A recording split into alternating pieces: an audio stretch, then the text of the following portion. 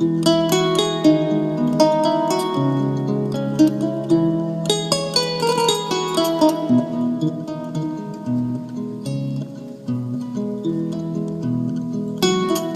2 mars 2020,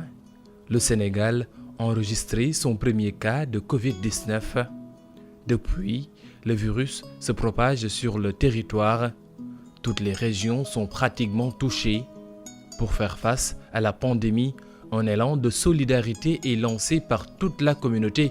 dans le but de contribuer à l'effort national de lutte contre le coronavirus. L'Alliance Diaspora et Économie locale et Tatane, en partenariat avec l'UNCDF, ont mis en œuvre un projet de riposte pour appuyer les 9 collectivités territoriales qui abriteront les bureaux économiques locaux. Une enveloppe d'1 146 000 francs CFA a été allouée à chaque commune pour l'achat de gel, de masques et de denrées de première nécessité. Des centaines de ménages impactés ont pu bénéficier de cet appui, ainsi que certains établissements. Au terme du processus, les différents acteurs territoriaux ainsi que les populations ont tous salué la démarche adoptée par ADEL Tatane avec l'appui de l'UNCDF. Les enseignements tirés de cette expérience sont la responsabilisation des collectivités territoriales dans le ciblage des bénéficiaires et l'identification des besoins,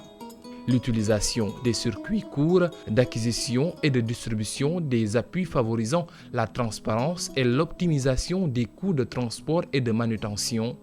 la contractualisation avec des opérateurs économiques locaux avec des externalités positives sur les économies locales et enfin le soulagement des populations bénéficiaires.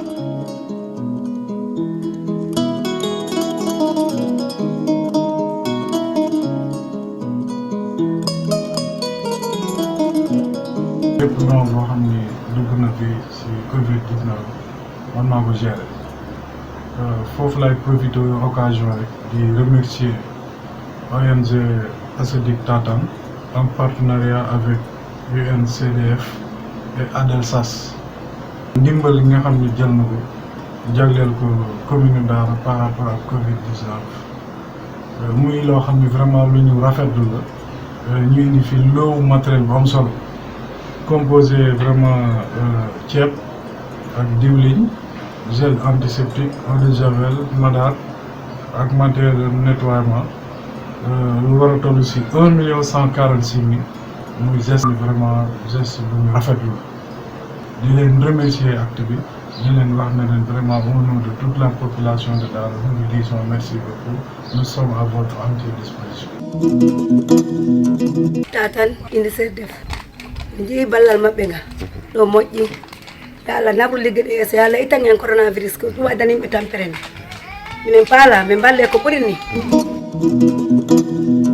Asalaamaaleykum ñu ngi nuyu mbokk ñi seetaan yëpp tey nag ñu ñëwoon di procéder si remise kit alimentaire ak produits d'hygiène yi nga xam ne ni baaxee nañ ko askan wi te waa ONG Tatane ak yeneen partenaires yi nga xam ne yëpp ñoo àndandoo ak ñoom ngir jàppale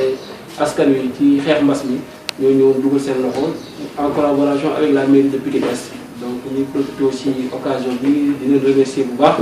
donc di wax ne kontaan nañu ci jàppale bi te askan wi am nañ ci mbégte lool di leen ci gërëm di leen ci sant di wax ne ndimbal la boo xam ne ñëw na fi ko soxlaa te dina amal aussi njëriñu askan wi yëpp donc dañoo leen di sant bu baax di leen gërëm di remercier bu baax ONG Tatane ak partenaires yi nga xam ne yëpp ñoom la lëkkaloo di ànd liggéey pour le développement donc du Sénégal.